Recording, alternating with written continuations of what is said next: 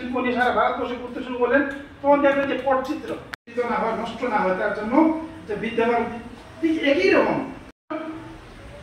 81 সালে উত্তর ভারতের লখনৌতে সংস্কার ভারতী, ওনারা যখন দেখলেন শিল্প নিয়ে যারা প্রচারক ছিলেন তারা মাধবরাও দেওয়ানি বাবা যুগের উনি এটাকে প্রথম যে সংস্কার ভারতীর মতো একটা প্রতিষ্ঠান আমাদের করা দরকার। তারা সারা ভারতবর্ষ ঘুরলেন, ঘুরে যেমন দেখলেন এমন 3-4 জন বাজার ছাড়িয়ে যাবে। শ্রদ্ধেয়া যিনি কয়েক বছর আগে স্বর্গীয়ত হয়েছেন, লতা মঙ্গেশকরও পর্যন্ত আমাদের সংস্কার ভারতীর কার্যকর্তা ছিলেন। বিখ্যাত অভিনেত্রী হেমা মালিনী, তিনি এখনো আমাদের সংস্কার ভারতীর দায়িত্বে আছেন কার্যকর্তা হিসাবে। ভারতবর্ষের সাংস্কৃতিক জগতের যে বৃহৎ মুখগুলি আছে, তারা প্রত্যেকেই একটা বৃহৎ অংশ সংস্কার ভারতীর সঙ্গে যুক্ত। এখন কথা, এখানে তো কোনো বেতন দেওয়া হয় না, কোনো টাকা পয়সা দেওয়া হয় না, কোনো কাজ দেওয়া হয় না, তাহলে কোন স্বার্থে সংস্কার ভারতীর সঙ্গে যুক্ত হব? আমি পেশায় একজন শিক্ষক, কলেজে শিক্ষকতা করি। সাহিত্য চর্চা করা আমার একটা শখ। বাড়িতে খাওয়ারও অভাব নেই, কিছুর অভাব নেই, কি দরকার ছিল সংস্কার ভারতীর সঙ্গে যোগ করা? জীবনটা যখন শুরু হয়েছিল সাংগঠনিক কাজে, তখন একটা নগরের ইউনিটের একটা দায়িত্ব পেয়েছিলাম, অখিল ভারতীয় বিদ্যার্থী পরিষদের ত্রিপুরা প্রান্তের প্রথম আগরতলা ইউনিটের সভাপতির দায়িত্ব। কারণ নিয়ম ছিল কি, সভাপতি হতে হবে একজন শিক্ষক। কাজ করতে করতে একটা নেশা চেপে গেছে। কিসের নেশা? দেশের জন্য, সমাজের জন্য কিছু করতে হবে। আগে পরিবর্তন তো নিজের মধ্যে দরকার। আমি যখন আমার নিজেকে পরিবর্তন করব, যখন ব্যক্তি পরিবর্তন হবে, তখনই তো সমাজ পরিবর্তন হবে। আর যদি সমাজ পরিবর্তন হয়, তাহলে রাষ্ট্রের পরিবর্তন হবে। আমি একা কোনোভাবেই কোনো পরিবর্তন করতে পারবো না। আমার সঙ্গে আরো অনেক লোককে আমার মতো ভাবনায় আনতে হবে। বিদ্যার্থী পরিষদের দায়িত্ব পাওয়ার আগেও আমি সংস্কার ভারতীর সাহিত্য বিধার কাজটা দেখতাম। তখন সেরকম ভাবে আমাদের কাজ ছিল না। কিন্তু আপনি বিশ্বাস করবেন, 2004 সাল থেকে ত্রিপুরা রাজ্যে প্রতিকূল পরিবেশের মধ্যে সংস্কার ভারতী কাজ করে গেছে। এখন বলবেন, তাহলে যদি এত কাজ করে থাকে, তাহলে আমরা কেন এত সম্পর্কে জানি না? কারণ আমাদের রাজনীতির ভিতরে ইন্টারেস্ট খুব বেশি, সঙ্গের কাজের মধ্যে এতটা ইন্টারেস্ট নেই।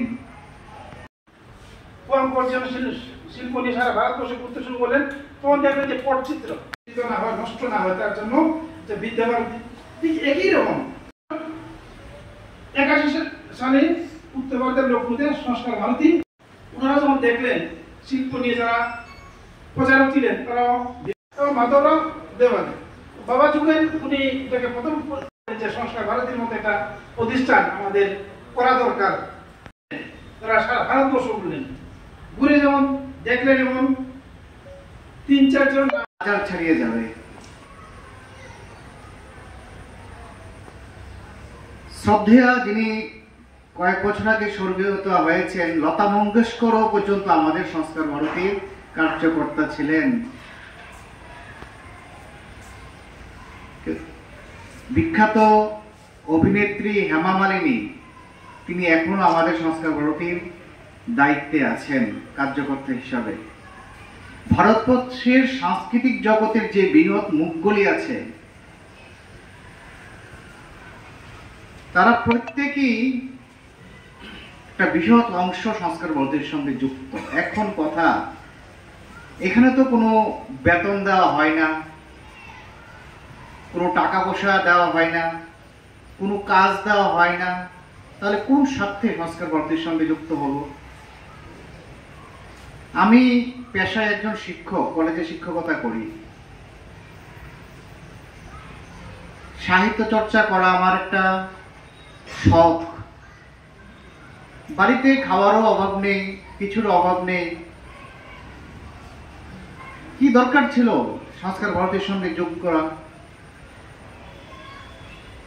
জীবনটা যখন শুরু হয়েছিল সাংগঠনিক কাজে, তখন একটা নগরের ইউনিটের একটা দায়িত্ব পেয়েছিলাম, অখিল ভারতীয় বিদ্যার্থী পরিষদের ত্রিপুরা প্রান্তের প্রথম আগরতলা ইউনিটের সভাপতির দায়িত্ব।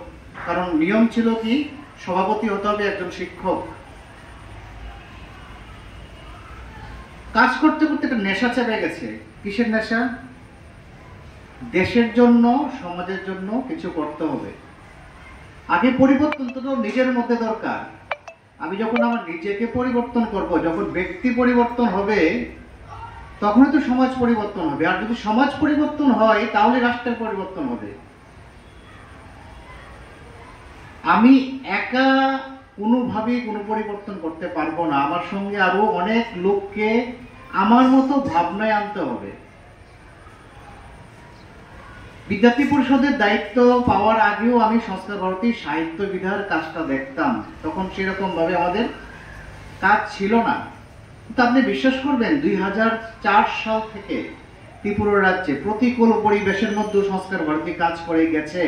এখন বলবেন, তাহলে যদি এত কাজ করে থাকে, তাহলে আমরা কেন এত সম্পর্কে জানি না?